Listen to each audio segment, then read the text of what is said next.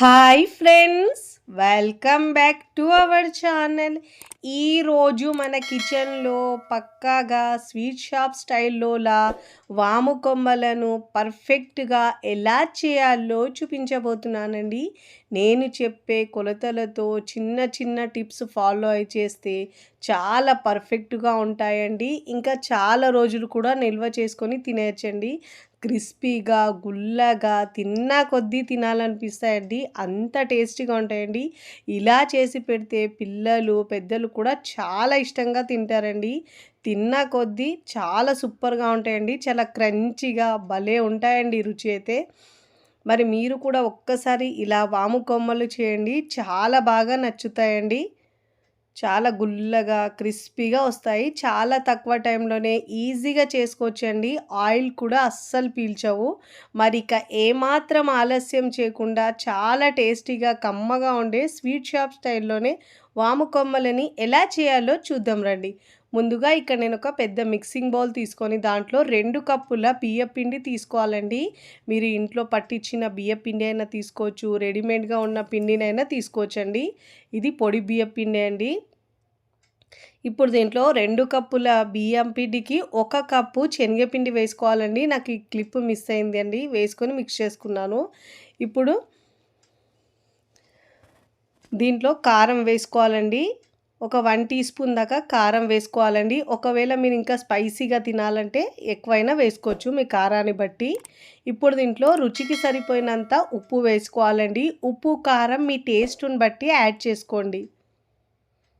ఇప్పుడు దీంట్లో పావు టీ స్పూన్ పసుపు వేసుకోవాలండి. ఫస్ట్ టైం నా ఛానల్ చూస్తున్న వాళ్ళు ప్లీజ్ నా ఛానల్ని సబ్స్క్రైబ్ చేసుకోండి, లైక్ చేయండి, పక్కనున్న బెల్ ఐకాన్ని ప్రెస్ చేయండి. ఇలా ప్రెస్ చేయడం వల్ల నేను పెట్టే వీడియో నోటిఫికేషన్ ముందుగా మీ హోమ్ పేజ్కి వస్తాయండి.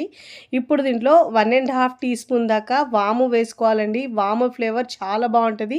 మీరు కావాలంటే 2 టీ స్పూన్ అయినా వేసుకోవచ్చండి దీంట్లో. ఇప్పుడు వేడి వేడి ఆయిల్ ఒక 2-3 టీ స్పూన్ దాకా వేసుకోవాలండి. నేను స్టవ్ మీద ఆయిల్ పెట్టుకొని వేడి చేసుకున్నానండి. ఇలా వేడి ఆయిల్ వేసుకోవడం వల్ల మనకు చాలా క్రిస్పీగా, గుల్లగా వస్తాయండి. ఇప్పుడు ఈ ఆయిల్ని మొత్తం మనం పిండిలో బాగా మిక్స్ చేసుకోవాలి. ఇలా రబ్ చేసినట్టు మిక్స్ చేసుకోవాలి. అప్పుడే మనకు చాలా గుల్లగా వస్తాయండి. ఇప్పుడు ఇలా మిక్స్ చేసుకున్న తర్వాత గోరువెచ్చని వాటర్ని కొద్దిగా వేస్తూ మిక్స్ చేసుకోవాలండి. ఇలా గోరువెచ్చని వాటర్ వేసుకోవడం వల్ల మనకు చాలా టేస్టీగా ఉంటాయండి.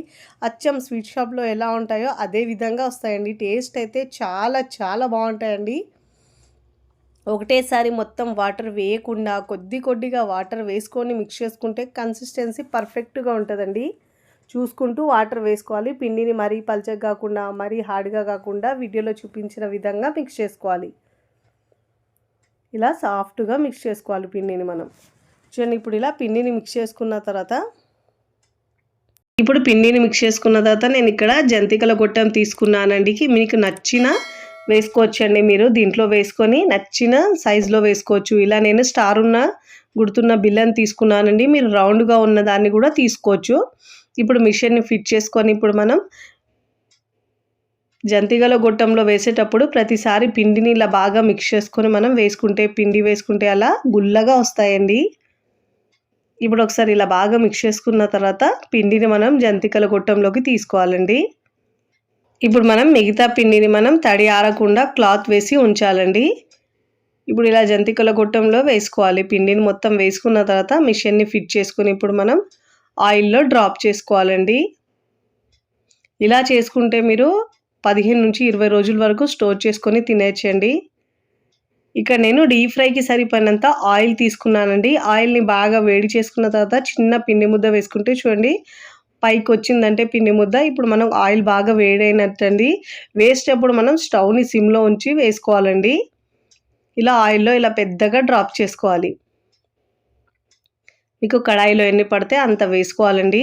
వేసుకొని మీడియం టు హై ఫ్లేమ్లో మంచిగా క్రిస్పీగా గోల్డెన్ కలర్ వచ్చే వరకు ఫ్రై చేసుకోవాలి. 2 వైపులో మంచిగా ఫ్రై చేసుకోవాలండి. ఒకవైపు ఫ్రై అయిన తర్వాత మరోవైపుకి టర్న్ చేసుకోవాలి. చక్కగా 2 వైపులా క్రిస్పీగా ఫ్రై చేసుకొని చూడండి ఇలాంటి గోల్డెన్ కలర్ వచ్చిన తర్వాత ప్లేట్లోకి తీసుకోవాలండి. ఇలా జాలిగడ్డలో తీసుకోవడం వల్ల ఎక్స్ట్రా ఆయిల్ మొత్తం కిందికి వచ్చేస్తుంది. ఇంకా నేను మరొకటి చేసి చూపిస్తున్నానండి. ఇలా ఆయిల్‌లో మీకు ఎంత వస్తే అంత డ్రాప్ చేసుకోవాలండి.